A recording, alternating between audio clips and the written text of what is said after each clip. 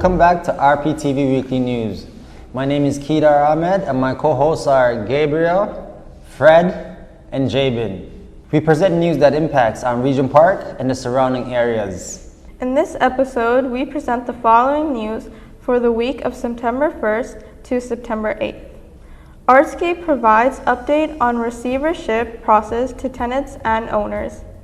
Heela Omarkhail, Vice President of Social Impact at Daniels Corporation, speaks on what lies ahead for Daniels Spectrum as Artscape enters receivership. Denise Soueidan-O'Leary shares her insights on future of Daniels Spectrum building after Artscape becomes insolvent. The Cabbagetown Festival is back with its biggest street festival to date on September 9th and 10th. St. Jamestown Festival 2023 gathers residents and families to celebrate togetherness and diversity. Neighbourhood Legal Services celebrated 50th anniversary in Regent Park.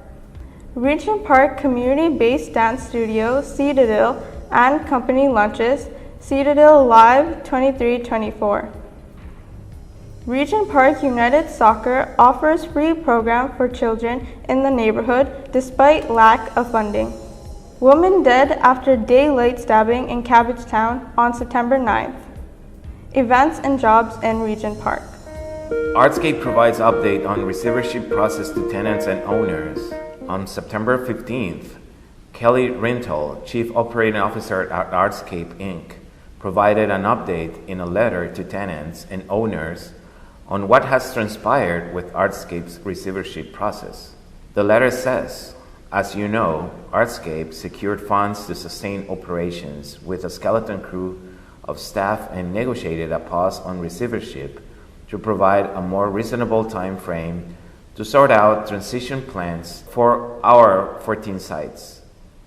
Over the past 2 weeks, the leadership team has been deep in discussions with our lenders, along with city staff and our team of advisors, to gain clarity on what receivership will mean for each of our unique communities. Our immediate financial focus is to fundraise to support service continuity beyond September. We are concurrently supporting the city and property owners to identify the best assessors to manage our properties. Although we won't have full clarity until the receivership process commences in approximately 20 to 60 days, it is our understanding that the receivership will ultimately transition any Artscape-owned assets to new owners, Artscape Daniels Launchpad being the most significant. However, the city and fundraising-focused stakeholders, supported by Artscape staff, are endeavoring to seek funds to ensure these assets continue as spaces to support art, culture, and community, said Kelly Rintoul in the letter. Heela Omarkhail, Vice President of Social Impact at Daniels Corporation, speaks about Daniels Spectrum building future as Artscape enters receivership. Tenants at the Daniels Spectrum in Regent Park began questioning what their future would look like after Artscape announced last month that it's entering receivership after accumulating a level of debt payments that was not sustainable, thus ultimately becoming insolvent, potentially threatening the homes and workspaces of hundreds of artists in the city. Later that month, they were able to extend tenants' leases to the end of September after Artscape secured funds to sustain operations for one more month. Regent Park Folks Media Arts Center is one of the tenants at the Daniels Spectrum building, a cultural hub in Regent Park that was part of the revitalization of the neighborhood. Daniels Spectrum is one of the many spaces in the city subsidized by Artscape. Founded as a real estate and property management company with a mandate to provide space for artists to live and work in at the price they can afford. Heela Omarkhail, Vice President of Social Impact at the Daniels Corporation, visited Focus Media Arts Center at the Daniels Spectrum to talk about key issues related to the Daniels Spectrum's foreseeable future with our Artscape and Daniels Corporation exploring the possibilities of playing a stronger role in the operation of the Daniels Spectrum building. Now let's hear what she has to say. My name is Heela Omarkhail, and I'm Vice President of Social Impact at the Daniels Corporation. I've had the privilege of working in the Regent Park community on the ground for the last 14 years. My role at Daniels is really to look across our portfolio of projects to leverage real estate as a platform for building healthy, vibrant communities. One of the early highlights in my career was working on the development of Daniels Spectrum. Daniels Spectrum has a really unique structure. Daniels Spectrum is owned by a community-based not-for-profit that includes representation from the Daniels Corporation, Toronto Community Housing, Artscape, and members of the Regent Park community, including building tenants from Daniels Spectrum. The building itself is on land that was leased by Toronto Community Housing, and it was created through funding from the federal and provincial governments, as well as a $10 million capital campaign. The community-based not-for-profit I referenced is the ownership group of Daniels Spectrum. Some may hear Regent Park Arts Development Corporation, or RPAD, being referred to. That is the not-for-profit that owns the Daniels Spectrum building. Daniels Spectrum and Artscape are two distinct entities. What happens with Artscape through this potential receivership process is separate from Daniels Spectrum's ability to remain open and operational. The RPAD Board of Directors would be responsible for coming up with an operating plan for Daniels Spectrum in the case that Artscape's operations are impacted by the receivership process. The Daniels Corporation will work through the Artscape board on an operating plan for Daniels Spectrum. It is not necessarily up to Daniels to determine what happens. We look forward to working collaboratively with the RPAD board on a future operating plan for Daniels Spectrum, should that be necessary through the receivership process. Coming out of the pandemic and having to really restart the event venues business, my understanding is Artscape started to look at a financial restructuring plan a few months ago. That plan included assessing the opportunity to sell one of their properties, Artscape Daniels Launchpad on the waterfront. While that facility is called Artscape Daniels Launchpad, it is wholly owned by Artscape. That sale did not happen, which has contributed to putting Artscape in a position where they may be headed towards receivership. On behalf of everyone at the Daniels Corporation, I really want to express our heartfelt thanks and appreciation to the Artscape team for their devotion and commitment in using arts and culture to create inclusive communities. They've really inspired folks in Toronto, all of us, and around the world about what can happen when we really commit to bringing arts and culture into communities. I really look forward to working in my capacity on the RPAD board and in my capacity at Daniels to support the continuity of Daniels Spectrum, making sure that this facility stays operational and stays a central part of the community for many years to come. Denise Soueidan-O'Leary shares her insights on future of Daniels Spectrum building after Artscape becomes insolvent. Denise Soueidan-O'Leary, Director of Community Strategy, Projects and Partnerships at the Centre for Social Innovations, CSI, ran the CSI Community Living Room located in the Daniels Spectrum first floor for 3 years, where she played a critical role in the neighbourhood social ecosystem. The CSI Community Living Room was a gathering space, a community event space, a financial platform, and grassroots funding infrastructure, as well as an entrepreneurial engine designed to support local residents and inspire them to build community wealth in Regent Park. CSI struggled to continue their work in Regent Park and were forced to close the CSI Community Living Room in February this year due to financial hardships. After CSI left Regent Park, Artscape stepped in to manage the lounge in order to keep it accessible for community members. Denise shared her thoughts to RPTV reporter Kedar Ahmed about the shocking and sudden news that now Artscape is insolvent, and insights on the future of Daniels Spectrum building in Regent Park. Let's hear what she had to say. It's really hard to see a large social service organization in the city of Toronto finding itself in a place of financial hardship. And my fear and my concern is that Artscape isn't the only organization that this is happening to. I think many organizations are really struggling post-pandemic and with inflation and with the sort of economy the way that it is. And I think that it's something we need to be concerned about across the social services sector and not just in the case of Artscape. DSI has worked alongside Artscape in this very building for over a decade. And so obviously we have friends and contacts and people and colleagues that we've worked with very closely at Artscape. And so heartbreaking for them. I'm sure there's a lot of upset and grief and sadness. And then sort of systemically, there's this thought around the sector, what happens to the communities that Artscape supports. This building, specifically the Daniel Spectrum building, has obviously been managed by Artscape on behalf of the RPAD board for the last 10 years. And that's going to be a massive shift and a massive change to this building. There's going to have to be somebody new that steps in. And then there's a lot of programming that Artscape offers in this community through their summer series and various sort of events and things. And bringing art and culture into this building and into this neighborhood.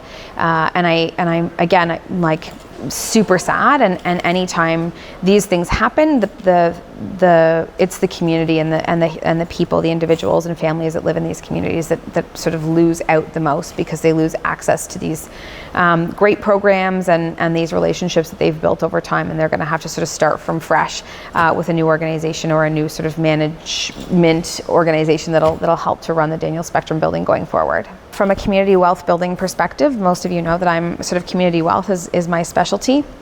And from a community wealth building perspective, I would love to see residents and local individuals be more involved in these spaces, be more involved in the day-to-day operations and the day-to-day management. These spaces are community assets, and we can protect them as such, and we can encourage communities to step into these spaces to be more involved in their management and operations, and really leverage them as spaces that communities can thrive and flourish through utilizing these spaces, like the Daniel Spectrum building here in Regent Park. I think I have more of a concern for that outside of Regent Park than I do inside of Regent Park. I think that this particular space, Artscape was the management company, but there's still other layers of support for arts and culture in this building and in this neighborhood. The RPAD board is the not-for-profit board that is sort of the owner. I mean, not really, but they are the sort of decision makers about this building. And I think that they will work very hard to ensure that there is another sort of arts and culture focused either organization or collective or something that will continue to ensure that this building remains an arts and cultural hub. And in this building in particular, you have a real mix of other organizations that work hard to ensure that there's arts and cultural programs. Regent Park School of Music, Regent Park Focus, Green Thumbs Growing Kids, Art Heart. These are all organizations that are very, very active in our community, and they will preserve a lot of the arts and cultural offerings and programming that people and families are able to take advantage of. I think that outside of Regent Park, there's more of a concern that some of the spaces like Witchwood Barns and Gibraltar Point and those kinds of space, Young's Place on Shaw Street are more of the places that I'm concerned, like what happens with those buildings, who's going to run them, who's going to ensure that they remain part of the cultural infrastructure.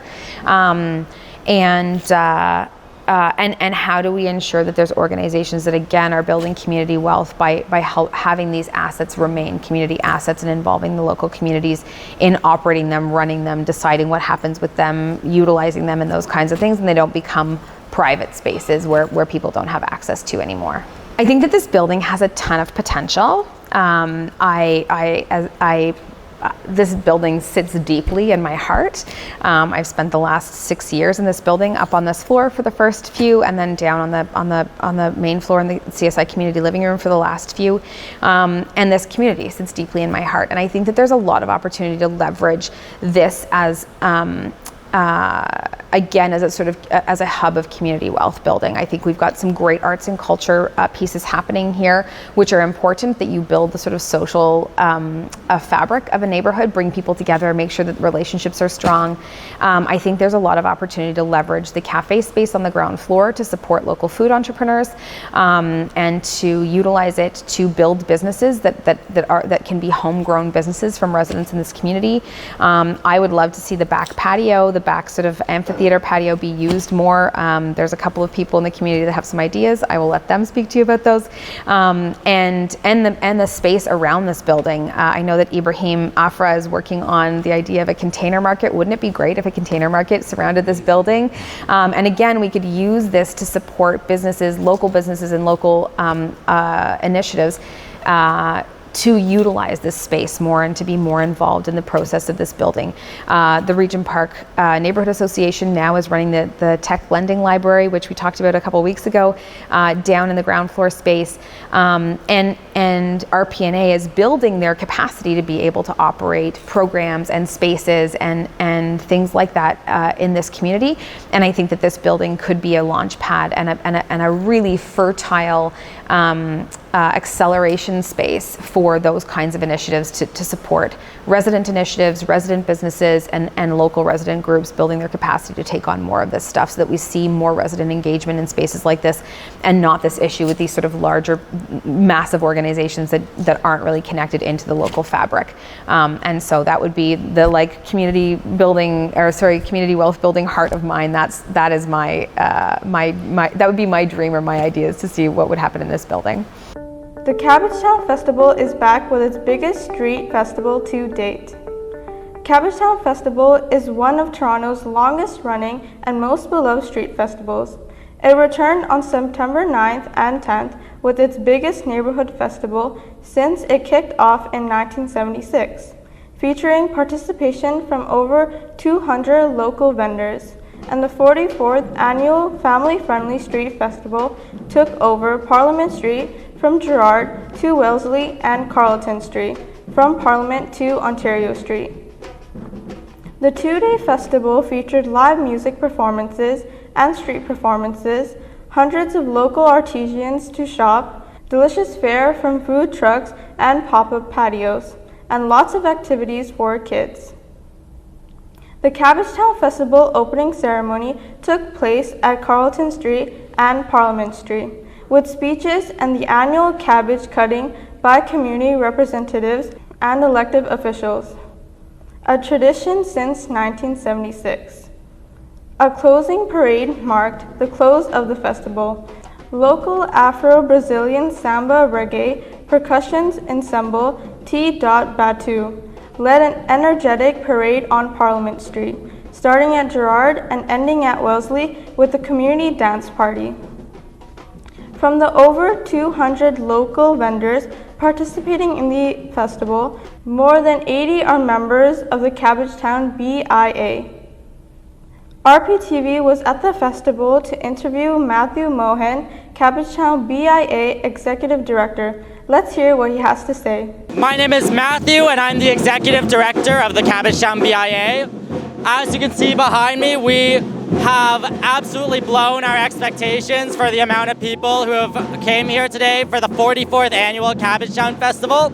And I just want to say that I am so proud and so happy of all of the work that the BIA team, the production team has done, and so proud of this community who has come together to celebrate with us, celebrate our small businesses, and come together to just be together.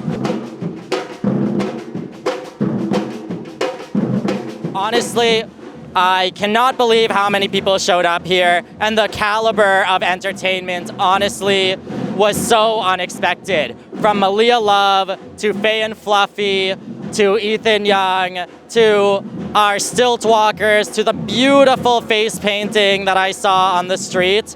I just couldn't believe it, and I don't think this community could believe it either. The outpouring of support is unbelievable. So thank you so much to everyone.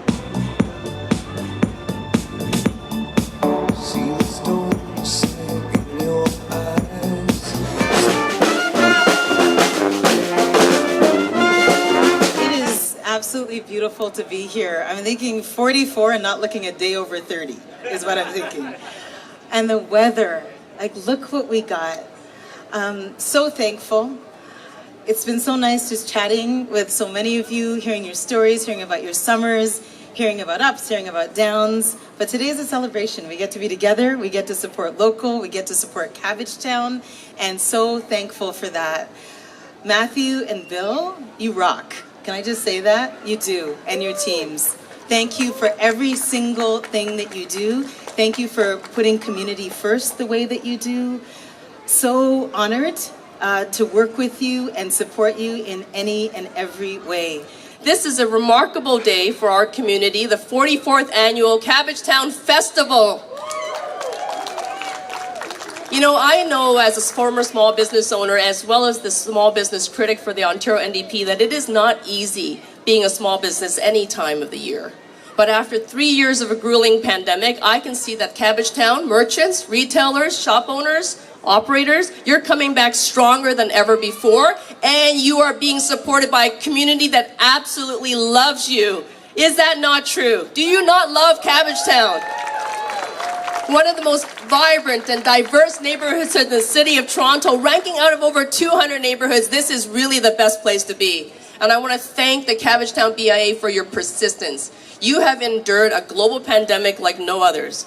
You have been able to bring forth your suppliers and your retailers all the time under some very difficult conditions. And I know that the community love and support for this festival has been pent up, which is why you're coming back so strong. Not just today, but make sure if you didn't make it through down the entire street and you haven't tested and tasted every sample of food and went to every single patio, you will come back tomorrow. Because we get to do it all over again, because that's how we roll here. 44, that's incredible. I am a proud Cabbagetowner myself. I actually live in this community. I shop in this community. Maya Bay across the street, they have the best chicken wings ever, if ever you want to try chicken wings. I shop at the Shoppers Drug Mart down here, the No Frills. This is my community. I'm so happy to be here with all of you today. It's so incredible. I'm also the small business advocate for the entire city. So I travel from one end of the city to the next, supporting small businesses. I too am a small business owner. I've owned a pet food store down at the St. Lawrence Market for the last 18 years, also in this ward. So I know how hard it is to actually be present every day, on the ground, 7 days a week, trying to make things work. Small business is the engine of our community, and we need to support small businesses. And this is why I support the 5 BIAs here in Toronto Centre, but also to expand the BIAs across the ward as well. But I'm so happy to be here at the Cabbagetown Festival, and I also want to acknowledge that my colleague, Councillor Thompson, is also here with us today. Thank you for coming, taking the trip down here to Toronto Centre, to Cabbagetown. And so again, it's great to see all of you. Please, shop, and meet as many community members as you can, and do spend your money here because we do need it. Thank you so much. And finally, our final speaker is a woman who needs no introduction. Please join me for a few words and a round of applause. Our new mayor, Olivia Chow. Thank you.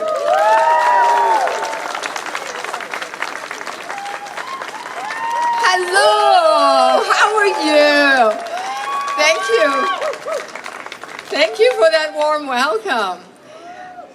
Smiles are just priceless. I see the smiles in your face, the happiness of coming together to feel that we belong. After that really tough pandemic where we can't connect with each other, and to be able to come out and see each other, eat together, play together, enjoy the streets of the entire festival together. It is just incredible. And let me tell you something about this city. We love our street festivals. Yeah, it's something about Canadians. Because of winter, when summer comes, we just get transformed. And it's festivals like this that lift up our spirits and remind us how beautiful our city is all about. And we also know that we need to support our local businesses a lot. And that's why I'm committed as your new mayor to create and build lots of housing, especially affordable housing, right? Yeah. Because if you don't pay so much of whether it's mortgage or rent, you have a lot more money to shop and eat locally. So that's my pledge to you. We can do it together. Cabbagetown Festival is really special in my heart. You know why? My late husband, Jack Layton, comes here all the time in the past, right? And he loved this festival. In fact, he loves it so much that in his past, he get dressed up and do tours. Yes, I know. So his final burying place is actually in Necropolis, which I went past, just a few minutes ago. Yeah, so this is a very special place. And of course, I grew up in St. Jamestown, just up the street. So enjoy, eat lots, play lots, and later, I just went past the art fair. Connect, check that out, and enjoy each other. But lastly, let's give the biggest round of applause to the organizers and all the BIA people, right?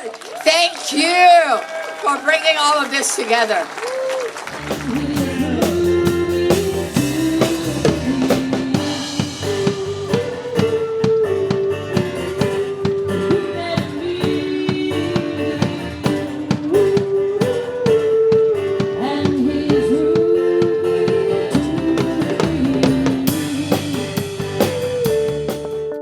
St. Jamestown Festival 2023 gathers residents and friends to celebrate togetherness and diversity. On September 9th, St. Jamestown held its annual festival at St. James Avenue and Wellesley Street Eats from 2 to 7 p.m. The St. Jamestown Festival is a multicultural celebration that showcases St. Jamestown's richly diverse community while helping residents connect and engage with one another and with the neighborhood. The event featured live performances by local talent, local food vendors, interactive information booths, and a range of activities for children, youth, adults, and seniors. The festival provides fun and enjoyment for young and old, fosters a great sense of belonging, and allows residents to discover what services are offered around them. It also gives the community a chance to meet local political representatives, business, and service providers. Over the years, St. Jamestown Festival has consistently been a vital meeting place and hub for the community. I was at the event to interview community members. Let's hear what they have to say. St. Jamestown is a wonderful community. I'm so happy that we have the festival back. It was great last year. It's even bigger this year. Everyone is here. Everyone's having a great time. The food, the entertainment, the kids. Everything is wonderful about it. I'm so happy to be here. Happy St. Jamestown Festival 2023. We live in a virtual community here in Toronto Centre, and St. Jamestown really is the epitome of vertical communities. This is why we need to have community events like this on the ground so we can all come together and share each other's time and break bread together and just experience the warmth and beauty of St. Jamestown.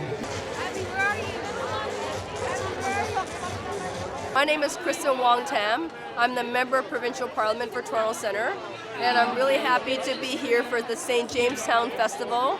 It's one of the highlights of the year for our neighborhood. St. Jamestown is one of the most highly populated communities in all of Canada, not just Toronto. And when the community comes out for the festival, it's all about values-driven proposition. It's about making sure that the agencies and the service providers that are here connect with the communities of need. And of course, it's very family-friendly. You can see the children everywhere. I've been here with my tent and I've been handing out school supplies, and so we've been doing that, making sure the kids have things that they need to be successful as they get ready for the school year. Everyone in our neighborhood looks forward to St. Jamestown Festival. It's like a major highlight on the festival calendar. It also tells us that everyone is back to school, and of course, with the challenges that people have had in our families, housing costs is through the roof. cost of living is really beating down on families. So we can have a moment to come together and celebrate our resilience and strength. We'd like to do that, but also make sure that people are connected to the services that they need, and that's what they deserve. Hello, my name is Leonard Schwartz. I live in Regent Park, one of the top 2 neighborhoods in this city. The other top one is St. Jamestown, where I'm here today celebrating with my neighbors and friends the St. Jamestown Festival, which coincidentally is on the same day as the Cabbagetown Festival. Anyway, what brings me here? Well, the food, the camaraderie, everyone is so friendly. We've got the politicians, the police, and the programming, which is fantastic. Seniors programs, kids programs, there are special programs for kids. Hi, say hi to the camera. Hi! Yeah. Now go back to school. Yeah, so it's a great day. Today's, what's today? September 9th. So it's back to school. It's a new season, a new month. The Jewish New Year starts next week. And everybody's raring to go for a great fall. You know, this is a very important community event. It brings people together when we need it most. You know, just gone through COVID. People are breaking out of their shells once again. And before we hibernate for the winter, I think we have to reconnect and realize that we have a lot of shared values and shared goals. One of them being affordable housing. We really have to push our politicians at all levels of government and make sure that people can afford where they live. It's very stressful when you have to work and work and work just to pay the rent at the end of the month. Unfortunately, a lot of people are so focused on that, and it takes away from living, from life, from enjoying the music behind me, from enjoying the cultural events that the city has to offer. When you're just working all day, coming home, sleeping, getting up to go to work in the morning again and again and again, it's not right. I remember years ago when I was younger, there was a cap on what a person could reasonably expect to pay for rent. And that cap was about 30% of the gross income. Now, unfortunately, today, people are spending 50, 60% of what they earn just on housing, which doesn't leave a lot of room for, as I say, for living, for eating out, for eating, period, for going out to a movie or a show or enjoying time, spare time with your families and friends. So yeah, affordable housing is one of the key issues. And I know a lot of the federal politicians have ideas, but so far nothing has really materialized. We need results that will allow everybody to live in a secure, comfortable, warm place this coming season. Thank you. Hi, Regent Park. Thanks for having us here in a tall fashion for your wonderful festival. My name is Deepika and this is the 11th St. Jamestown Festival, and I'm here in the capacity of the resident co-chair. So I've been leading all the planning meetings. We've been planning for this for over 3 months now, and it's finally come into shape and form today, and I think the residents are having a great time. We had the mayor speak earlier today, and I think it's just really a very, very nice time for a community to come together, to interact with each other, to have some great food, and just for the kids to have a good time. So I think it's a beautiful time. I love this time of the year because the festival is one of my favorite parts about being in this community. It's important for a community to celebrate together like this because it just constantly reminds us that we are stronger together and that we are always there for each other no matter what, even though we might not know our neighbors personally. But when we come around, come to an event like this, we say hello, we talk to them, we interact with them, we see them perform. And I think it just instills in ourselves a strong sense of community. And I think that's such a beautiful feeling of living in a diverse neighborhood like this. So that's important to me, and I would not change it for the world.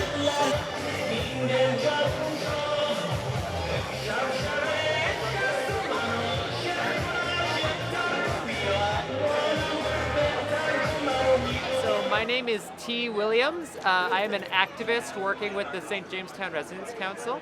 And right now we're sitting at the St. Jamestown Festival. And this is the booth where I've been doing outreach and handing out flyers from. We're here today to talk about our organization and to, talk to people about the issues they face as tenants in this neighborhood.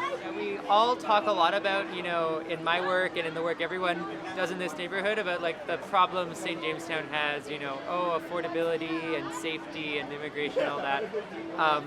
But if you want to solve those problems, you also need to have some optimism, and you also need to have some community, some spirit. And events like this help us like build that sense of community that we need to forge if we're to get anything done. Like people need to feel like that this is a place that they can live happily. That's the goal here. That's what we all want to achieve. We want to make a place that's good to live. And having celebrations, having festivals, having these opportunities to, all be together, give us these opportunities to like forge a sense of like safety and happiness in the place we live. So the St. Jamestown Residents Council is a grassroots, community-based organization which represents the people of St. Jamestown. So the people in the community housing buildings, the people in the market rent buildings. And our goal is to, as a group, find out like what are the issues facing our community and figure out what we as residents can do to address them. There's, different political groups in this area, different politicians, different community centers, and they all have a role to play. But there's change that can be made by the people in this neighborhood if they stick up and raise their own voice. So we try and be a united voice for the neighborhood that can really speak to the issues that people face, because we are those people, and then collectively find solutions to those problems that other groups might not be able to find because they are coming from different perspectives. So the way I break down what's happening in St. Jamestown is I think there's really three problems that I mentioned before. People have like rent and affordability issues. Then they have community wellness and safety issues, and then they have immigration issues, so problems navigating the immigration system. On the affordability angle, like a lot of like the problem is that rent is very high or they're on a fixed income. And on the safety issue, like that's very complicated. Like this neighborhood has really been neglected by service providers in this area. Like there's so many people living here and they receive so few services. And then there's like the immigration issue where a lot of people face trouble navigating the immigration system. So these are like the three main problems that I see people in St. Jamestown facing. And again, our job here is to find ways to address those problems collectively.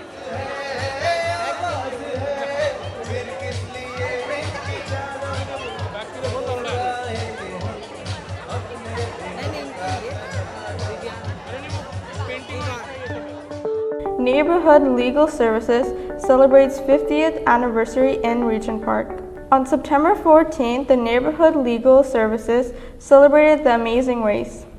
Through time, 50th years of advocacy and resistance in the Downtown East and Daniel Spectrum Community Living Room in Regent Park from 3 to 6 p.m. The event had an Amazing Race challenge followed by food, prizes, and celebration. Neighbourhood Legal Services is a non-profit and independent community legal clinic that has been serving the community since 1973 in the Downtown East. They provide free legal services and assistance to low-income individuals who live within our catchment area and qualify for our services. RPTV was at the event to interview community members. Hello, my name is Kedar Ahmed. I'm here at 525 Dundas Street East, and we're here to celebrate Neighbourhood Legal Services 50-year anniversary. And right here I have with me Jenny Stone. And Ms. Jenny Stone, can you tell us a little bit about yourself and about the event and what brought you out here today? Sure thing. So I'm the Executive Director of Neighbourhood Legal Services, and we're celebrating 50 years of this clinic, which is pretty awesome. NLS is the Community Legal Aid Clinic for the Downtown East Side. So our catchment area is Bloor to the Lake and Yonge to the Don River. So, Regent Park, Moss Park, St. Jamestown. If you are low income and you live in those neighborhoods, and you're facing housing, income, immigration, or employment law issues, we provide free legal services. So, we're governed by a community board of directors. We get our funding from legal aid from the province through Legal Aid Ontario, but we're independent of the province. So we're a publicly funded resource for the community to fight for people's rights. It's pretty awesome. So we're having this party today. I agree, Gina. I think what you guys do is amazingly awesome. I just want to ask you, why do you think services like this are important for our community, especially like community in Regent Park and the surrounding areas? Yeah, I've got so many thoughts about that. Just, being able to like name and blame and claim rights. It's kind of a jargony phrase, but it has real truth to it. Like knowing that, you have legal rights, that you might have a remedy and against, a party, and then being able to actually realize that remedy is so important for like all of us to feel like we have a stake in our communities, right? To feel like our voice matters and, that we're entitled to rights. And I think that community legal clinics like ours are just such a hugely treasured resource that not enough people know about. But we long may they continue. Looking forward to the next 50 years. Congratulations to Neighbourhood Legal Services, your 50th anniversary. That's incredible. Woo! Again, congratulations. I did bring a scroll. That's what we do at City Hall. It's just to acknowledge, the service that you provide to us here in Toronto Centre and to our community, and again to your board and your staff and the volunteers and everybody who makes this thing go each and every day. So again, thank you again. And with me right now, I have Jack DeClerc.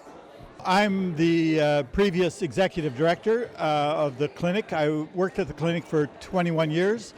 And I'm here to participate and celebrate. So the downtown east side, which is the catchment area for the clinic, has historically had a lot of low-income people, and access to legal services is really critical for those people, partly because there's so much in their life where they run into government. The government, whether it's government housing or whether it's income supports or whether it's immigration issues, it's the government that's on the other side if you have a problem. And the government obviously has lots of money, and low-income people don't. So providing legal services to them is such a critical service to the community. And I was recently looking up legal fees because I was just curious about how much lawyers make. And according to the Law Society of Ontario, the hourly rate for a counsel that has been called to the bar less than a year is $165 an hour. So besides thinking like, oh damn, I got in the wrong profession, I just thought, man, there's no way George can afford a lawyer. In fact, so many people that I work with, so many of my friends can't actually afford a lawyer. And I mean, people who live on Ontario Works to get $343 a month can't afford a lawyer, but they also can barely afford to live. And so as the city continues to gentrify, more and more people will become unhoused. And as the city gentrifies, people will suffocate and crumble under the systems. The construction of all of the new luxury condos in this area and the rising costs of food and living is actually the destruction of the social fabric and cohesion of the downtown east.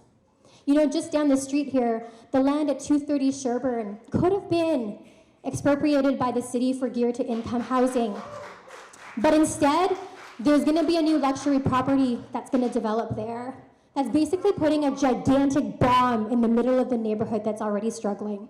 And how has the city responded? So far, it's been silent and disappointing. And so people that I work with are trying to find ways to get food and shelter. We know that there are more people in tents. And instead of seeing more actual help, we're seeing increasing policing. We're seeing neighbors target the poor. We're seeing community consultation meetings that don't involve the poor. And instead of asking larger and better questions and asking why people are in these situations in the first place, the city moves to criminalize, incarcerate, and displace. I'm Natasha Manning. I'm a staff lawyer at Neighbourhood Legal Services. Earlier today, we had an amazing race where other organizations, nonprofits in the area, anybody who wanted to, some of our clients, could sign up in teams, and basically they raced around the city in any mode of transportation they could and did some trivia, played some games, learned a lot about the legal activism in this neighborhood, and that ended today, and now we're here eating and drinking and celebrating. We have a great legal aid system here. Well, we have a great legal clinic system here in Ontario. We did lose funding about 3 years ago, 25% cuts. And just to support your legal clinics and to let your MPs and government know that we mean a lot to the community.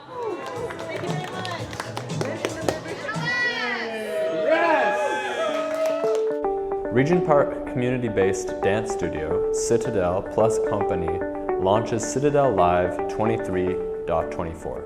On September 6th, Citadel Plus Compagnie launched Citadel Live 23.24 at 304 Parliament Street in Regent Park. Citadel Plus Compagnie is ready to welcome Regent Park community and beyond for its larger dance season to date at the Citadel Ross Centre for Dance.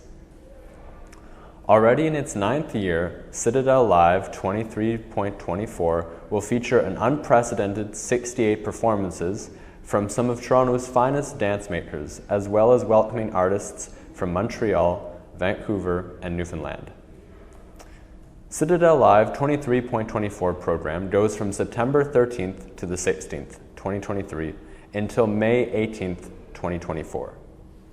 Nestled in the Regent Park neighbourhood of Toronto since 2012, the Citadel Ross Centre for Dance has established itself as an open and welcoming space for artists to rehearse, create, and perform where the community can learn, communicate, and share. The Citadel also acts as home to its own professional dance company, Compagnie de la Citadelle, led by artistic director Laurence Lemieux, and plays host to a range of creative incubator and residency programs for some of Canada's most interesting emerging choreographers and dance companies. To get tickets for the upcoming events, visit www.ditadelcei.com. RPTV reporter Fred Alvarado was at Citadel Live 23.24 launch to interview community members. Let's hear what they had to say. My name is Laurence Lemieux and I am the artistic director of Citadel Compagnie. And today's event was the launch of our Citadel Live 23-24 season. So Citadel Live is our presentation series that's happening here at the Citadel at the corner of Parliament and Dundas, where we present dance throughout the season. It's really important to have the arts alive and vibrant in our neighborhood. As you know, Regent Park has very few theaters. There's Daniel's Spectrum, but we are the only dance theater in Regent Park, and it's, as you saw, it's very intimate. It's a 65-seat theater, and I think what it's important to this community of Regent Park, it is really good dance. It is affordable, it's close, and it's intimate. So I think for somebody who might not know dance, the proximity of the performers makes it a bit more relatable. So I think that's why I encourage people from Regent Park to come and check out our shows. My name is Caitlin Standypen and I am the General Manager of Citadel Compagnie. What was so incredible about today is that we were gathering with many of our artists who will be presented this season, as well as our season partners and supporters, and it was very special to all be in one room all together. What makes events like this special, it's highlighting that this is actually a very vibrant community that is full of activity, and not just the works that we're presenting in our season, but it's a place that is really built on community, on looking out for those who live in this neighborhood and ensuring that everyone is cared for, from very basic needs to also enriching their lives through art. it's very special to sort of just feel like we've found our feet again following the pandemic, and that we can truly just gather and celebrate and find a way to share all of our stories through dance. Regent Park United Soccer offers free program for children in the neighborhood despite lack of funding. For the past 10 years, Regent Park United has been running a free soccer program in Regent Park for children in the neighborhood. Their aim is to prevent crime throughout the power of sports. Regent Park United has a competitive children and youth soccer team in the neighborhood along with house league of 100 plus participants. This year, the Regent Park United Soccer Club was struggling to continue their free program for kids in the community as they did not get the city funding needed to sustain their growing children's program. Although the Regent Park United did not receive funding for the 2022 SDP call for proposals, the City of Toronto did award another Regent Park soccer group, the Toronto Football Athletic Advancement, a grant in the amount of $66,125. RPTV reporter Fred Alvarado interviewed Tia James Sim-Smith, Director of Operations of the Regent Park United Soccer Club, to speak about the impact of the denial of the funding by the city, their recent achievement despite the lack of funding, and how the program helps youth at risk in the neighborhood. I'm Ty Sim-Smith, one of the coaches involved in the Regent Park United, which is a Regent Park soccer league based out of Regent Park. I help coach a competitive team that I've been involved with for the past several years. Despite not getting any funding, we were still able to pull it off this year. However, we have had more success in the past, but this season, despite with what we had and what we had to go through and how we started with barely a team and funding, it has been very successful. And the kids, you can measure your success and if the players want it to do more.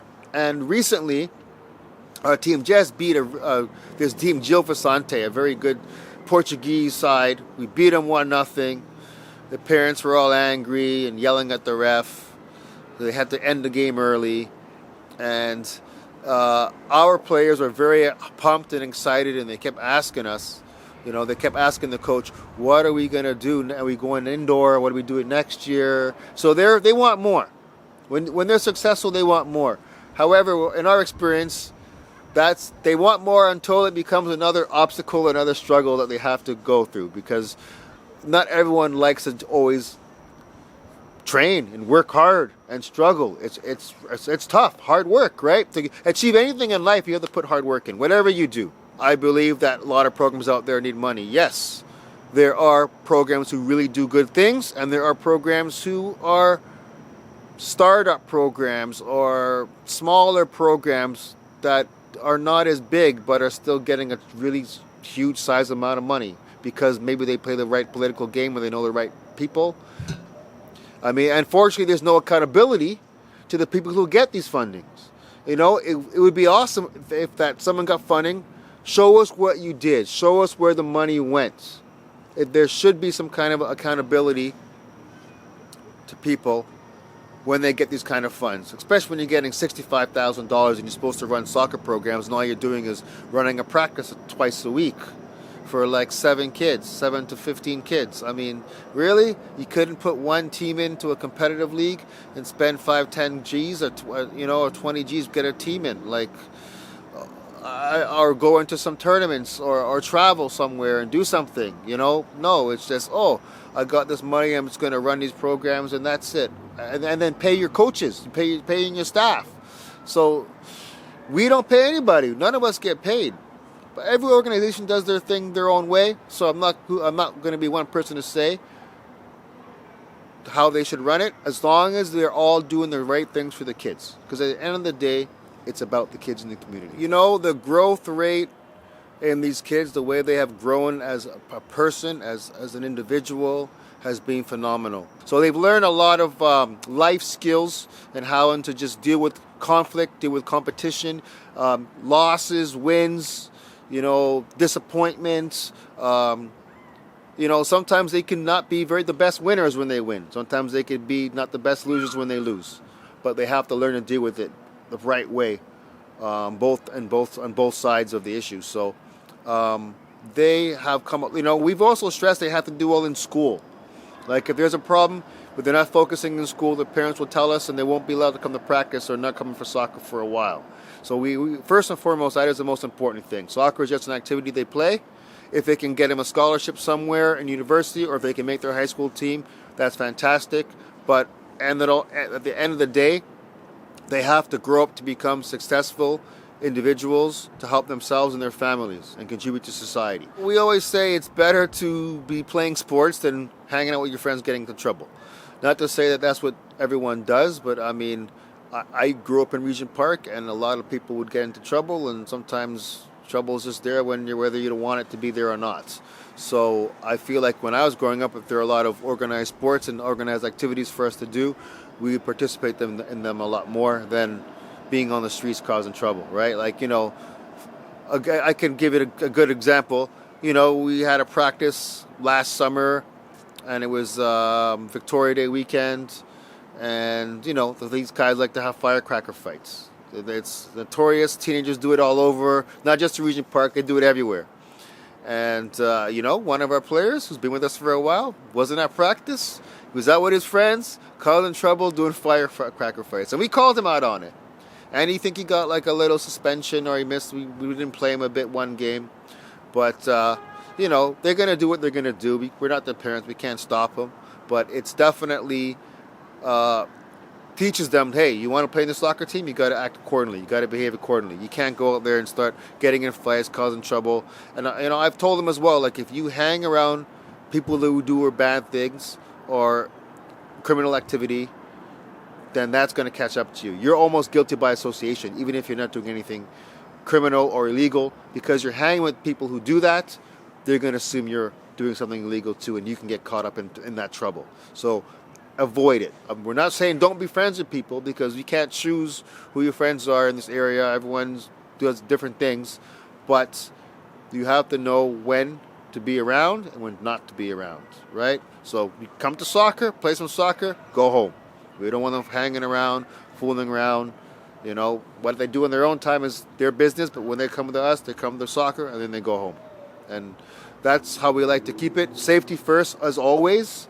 I mean, even sometimes we're concerned. I sometimes think about it myself. I had a friend who got shot here last summer, right on the streets over there.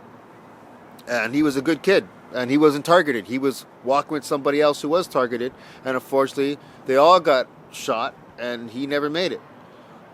So yeah, it's definitely a concern that crosses my mind all the time. So we definitely have to make sure that we have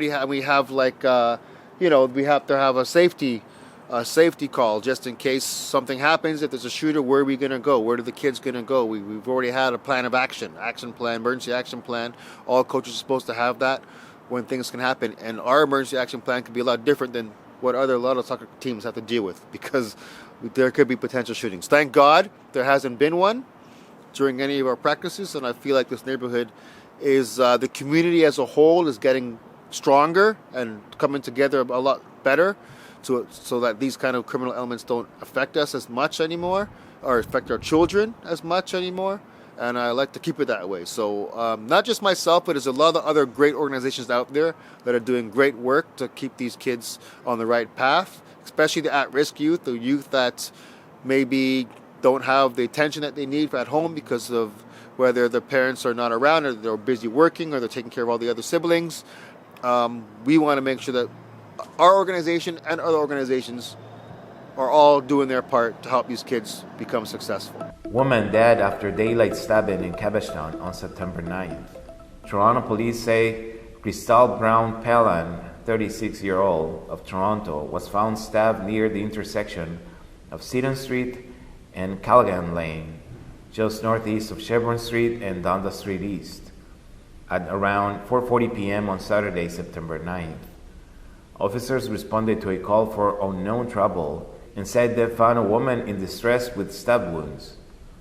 She was taken to a hospital with serious injuries, but she was later pronounced dead. No suspect description has been provided. Events and jobs in the Regent Park community. The Culture Bazaar is happening every Friday until October the 13th. Shop locally and support artisans and designers at 660 Dundas Street East from 4 p.m. to 9 p.m. Admission is free. There will be live music, henna, multicultural food, popcorn, and cotton candy as well. Cash is accepted at all booths. For more information, you can contact Soraya at soraya@tccld.org. The event is brought by Center of Learning and Development, Mother of Peace, and the City of Toronto. Skills for success for women. Need new skills for employment? Looking for one-on-one coaching tailored to your needs to develop a new career path? Then this is for you. Program details. It's a free 8-week program, 13 hours weekly. Criteria for eligibility are unemployed or underemployed, looking to develop skills for employment, 25 plus, Canadian citizenship, permanent resident or conventional refugee, English language level and post-secondary level of education preferred. Our fair share farmers market. Farmers market, raising food costs, are affecting all of us. Our fair share is on a mission to make food accessible for everyone.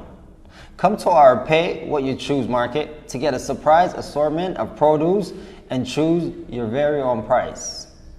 Every other Thursday from 3 to 7 p.m. at 190 Carlton Street, Toronto, Ontario.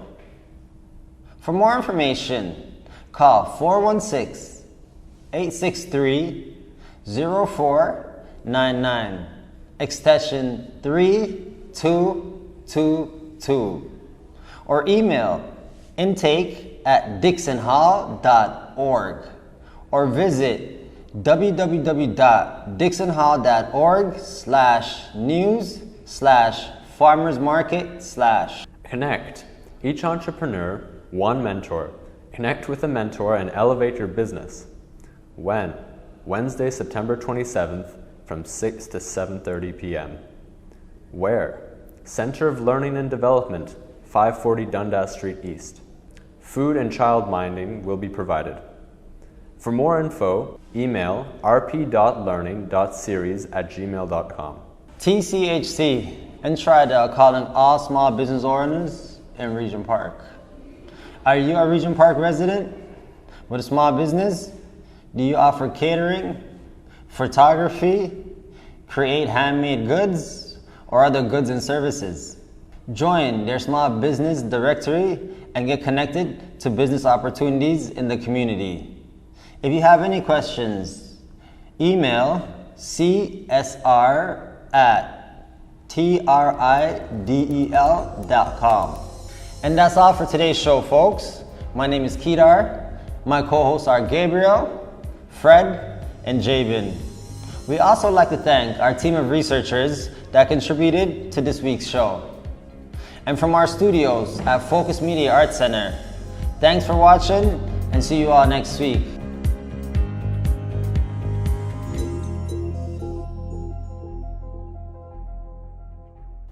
Don't forget to like, comment, share, and subscribe to our YouTube channel.